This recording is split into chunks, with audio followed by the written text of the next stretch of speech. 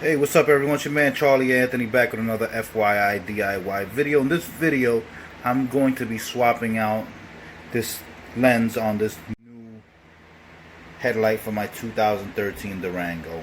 Currently on my Durango, I have the the HID projectors, and each one of those is about $830 each. And all I really need to do is swap out the clear lenses, which I'm gonna do with these.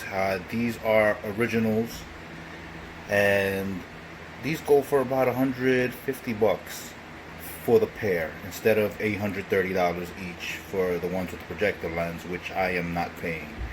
So I'm gonna swap those out, and then I am also gonna add these daytime running LEDs that also have the turn signal on them.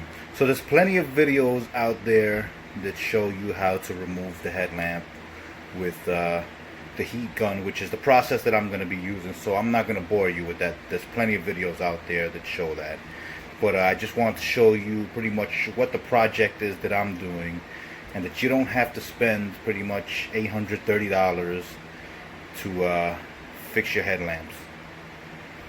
Alright? Once again, this is your man Charlie Anthony back with another FYI DIY video. Don't forget to subscribe and hit that like button.